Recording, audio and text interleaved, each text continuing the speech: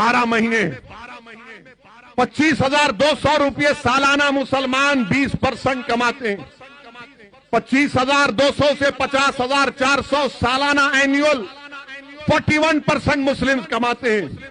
50,000 से 72,000 सालाना आमदनी मुसलमानों की 20%, 72,000 से 36,000 ईयरली आमदनी इनकम 17.10 मुसलमानों की, और 3,60,000 के ऊपर जो सालाना कमाते हैं उन मुसलमानों की 0.70%। अब आप आओ मराठाओं के बारे में, इनकी आमदनी का जिक्र भी आपके सामने कर देता हूं। और ये मीडिया वाले बैठे हैं, यकीनन इनको तकलीफ हो रही होगी दिल से कि ये क्या बात कर रहा है। मैं अंदर की बात कर रहा हूं जो अब तक आपने बाहर नहीं लाई थी। मैं आपने अंदर की बात नहीं लाई, मैं कर रहा। आप सुनिए, मराठाओं में 24,000 जो सालाना आमदनी है वो 22%, मुसलमान में 25,000 जिसकी सालाना आमदनी है वो 20%। मराठाओं में 24,000 से 50,000 ईयरली इनकम कितनी लोगों की? 22%। 50,000 से 1 लाख 19%, और हमारे पास 50,000 से 72,000 ओनली 20%। 1 लाख से 4 लाख 8% मराठाओं की आमदनी है, या 72,000 से 3,60,000 ओनली 17%। मेरे भाई अब आप बताइए, अच्छा फिर अब आप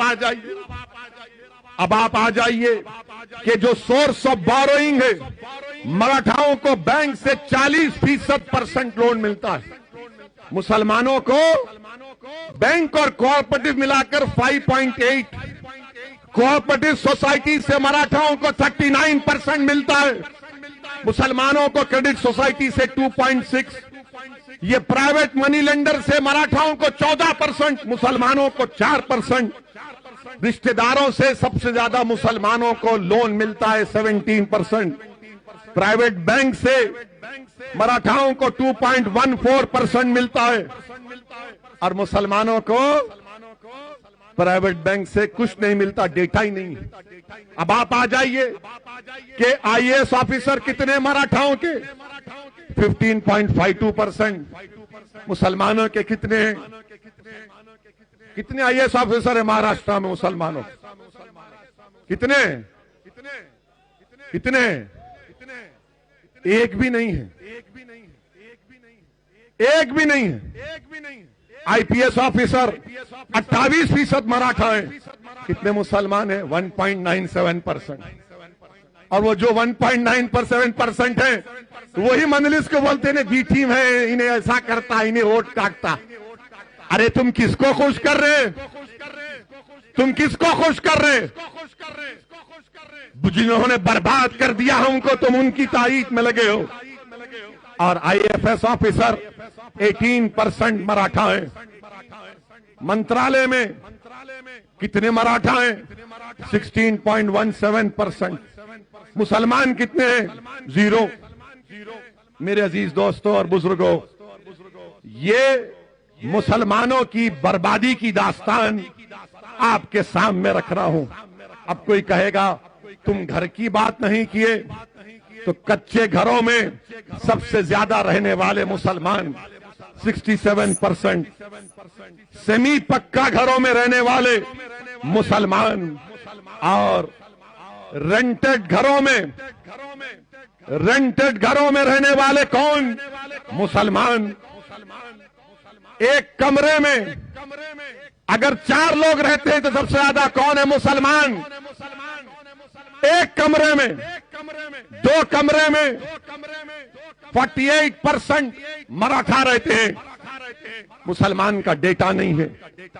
3 कमरे में मुसलमान का डेटा नहीं है। 5 से ज्यादा कमरे में मुसलमान का डेटा नहीं है। अच्छा, टॉयलेट फैसिलिटी, बैतुल खला 35% मुसलमान के पास, मराठाओं के पास 76%। आप बताइए ये क्या हो रहा है? फिर इसकी बात ना कोई एनसीपी करेगी, ना राष्ट्रवादी करेगी, ना कांग्रेस करेगी। क्यों नहीं करेंगे? जब पार्लियामेंट में बिल लाया गया कि रिजर्वेशन का इख्तियार रियासत की बीसी कमीशन को मिले, सब महाराष्ट्र के जितने एमपीज थे सब मराठा रिजर्वेशन की बात करे। अगर किसी ने उठकर मुस्लिम आरक्षण की बात की तो जमात का नाम मजलिस इत्तेहादुल मुस्लिमीन था। हमने उठाया इसको और सब लोग देख रहे थे, शिवसेना के लोग, राष्ट्रवादी के लोग, कांग्रेस के लोग देख रहे थे। मेरे अजीज दोस्तों और बुजुर्गों, ये हमारी बर्बादी की दास्तान है। फैक्ट्स एंड फिगर्स आपके सामने रखा हूं। मेरी आपसे गुजारिश है कि हमको इस लड़ाई को जारी रखना है। ये जिन लोगों को आपने सुना, ये तमाम के तमाम सिर्फ धोखा देते आए हैं। मजलिस जहां भी इलेक्शन लड़ती है, इनको एक तकलीफ हो जाती है कि वोट कटेंगे। अरे वोट कटे ना तो फिर तुमने शिवसेना को क्यों अपने पास बिठा लिया? क्या शिवसेना सेक्युलर है? यही उद्धव ठाकरे महाराष्ट्र की विधानसभा में खड़े होकर कहते हैं कि हमको फख्र है कि हमारी पार्टी के कार्यकर्ताओं ने बाबरी मस्जिद को शहीद किया। क्या शरद पवार साहब, क्या आपको यह तकलीफ नहीं हुई कि जिस पार्टी की आप तायीद कर रहे हैं उसका मुख्यमंत्री कह रहा है कि हमारे कार्यकर्ताओं ने बाबरी मस्जिद को शहीद किया? कांग्रेस गीरत तो इनके पास रही नहीं, अब बाकी हर चीज से मोहताज हो चुके हैं। और इंशाअल्लाह ताला बहुत जल्द, चंद सालों के अंदर कांग्रेस और कमजोर होगी इंशाअल्लाह। मजलिस पर इल्जाम ये क्यों शुरू किए तुम? क्यों नहीं शुरू करना? क्या रिजर्वेशन नहीं मिल रहा हमको? रिजर्वेशन महाराष्ट्र के मुसलमानों का एक राइट है। रिजर्वेशन से ही मुसलमानों की सफों में गुर्बत का खात्मा होगा।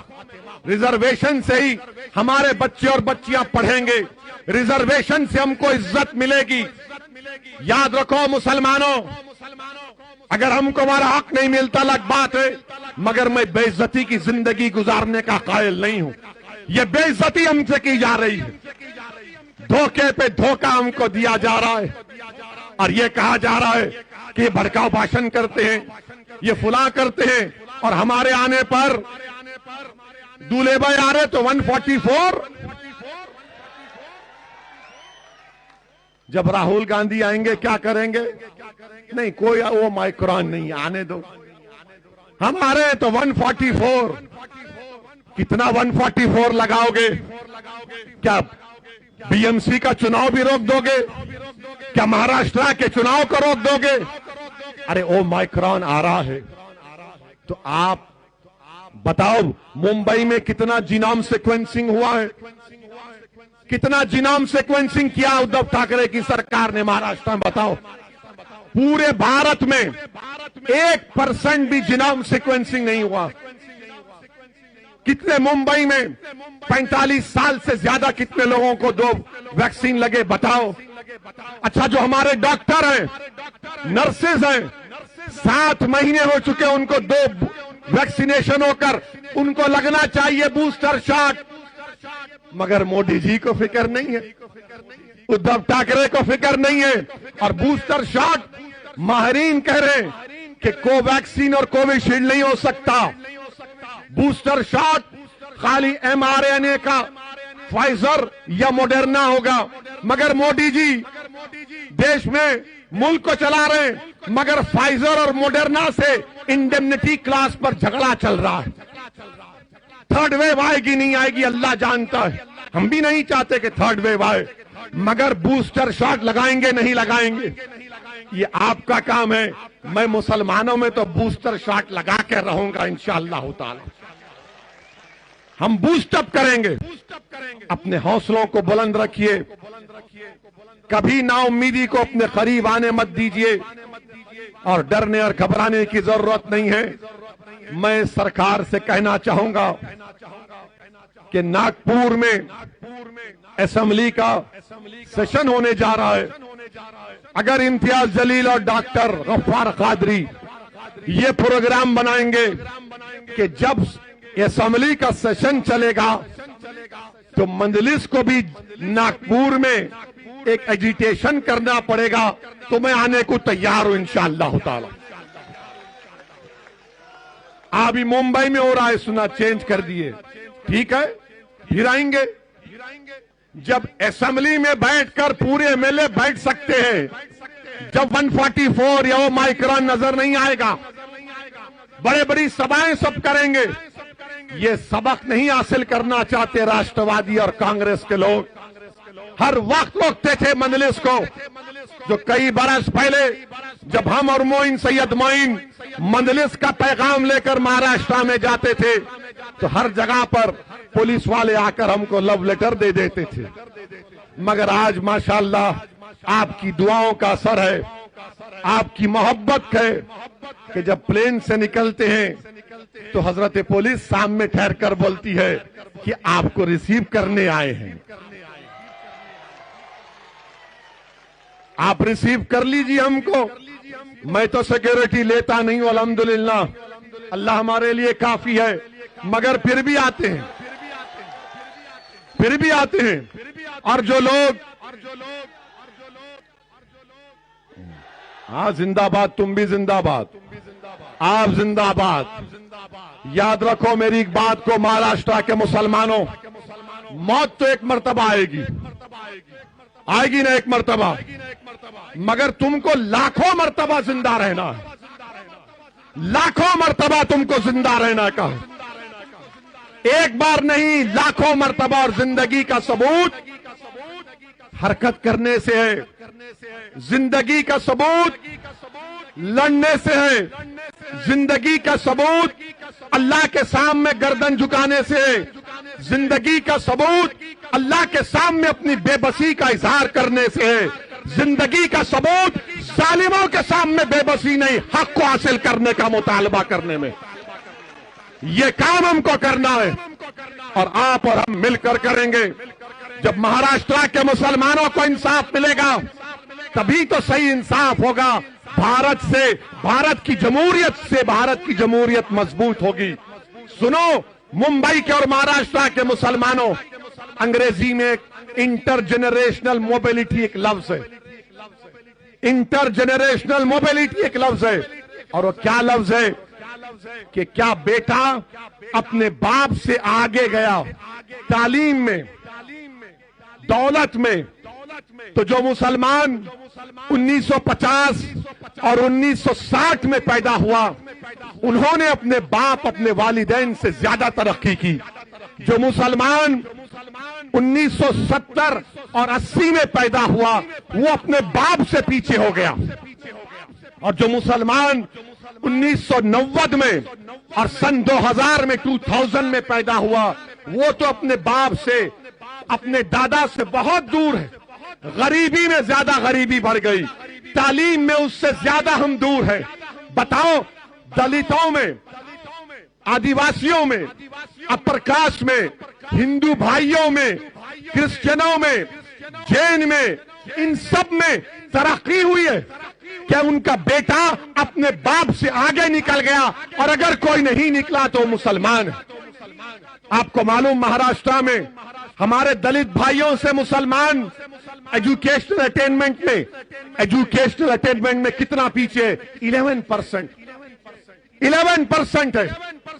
यही जब पढ़ता हूं तो जबान में कड़वाहट पैदा हो जाती है, तकलीफ होती है, गुस्सा आता है कि आखिर हमको क्यों पीछे छोड़ दिया जा रहा है। इसकी एक वजह है मेरे अजीज दोस्तों, जिस दिन भारत का मुसलमान अपनी एक सियासी ताकत को बना लेगा, अपनी एक पॉलिटिकल एम्पावरमेंट, अपनी एक पॉलिटिकल लीडरशिप को बना देगा, याद रखो उस दिन नाइंसाफी के दौर का खात्मा होगा। अगर आप अपनी सियासी ताकत को मजबूत बनाएंगे तभी तो होगा ना। और जो लोग तुम्हारे पास आकर कहेंगे नहीं नहीं नहीं जीत सकते, नहीं कामयाब हो सकते, तुमको सबको लेना पड़ेगा, मेरे भाई याद रखो, हाँ, रोटी डालते वक्त आटे में थोड़ा सा नमक की जरूरत पड़ती है, मगर मैं क्या अपने खुद का खाना नहीं पका सकता? क्या मैं अपना खुद का खाना नहीं पका सकता? क्या मैं अपने हाथों से अपने मुकद्दर के फैसले नहीं कर सकता? क्या मैं अपने हाथों से अपनी कौम को लेकर आगे नहीं बढ़ सकता? यही बात कई लोगों ने इम्तियाज जलील से कही थी, और इम्तियाज जलील ने सारी दुनिया को बता दिया कि मुसलमानों में अगर हौसला और अज़म होगा तो तकदीर भी उसका साथ देती है। तुम अपने दिमागों से इस बात को निकालो मुसलमानों कि हम जीत नहीं सकते। अरे तुम जीतोगे इंशाअल्लाह ताला। जीत की पहली सीढ़ी है, जीत की पहली सीढ़ी है कि तुम इत्मीनान और एतमाद में रहो कि मैं कामयाब होऊंगा, मैं कामयाब होऊंगा। मैं तुमको बता रहा हूं, मैं जाती तौर पर अपने बारे में बता रहा हूं।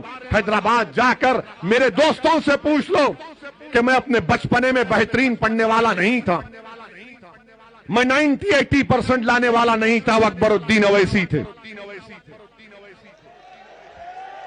जो उस वक्त भी 90, आज भी 99 पर है।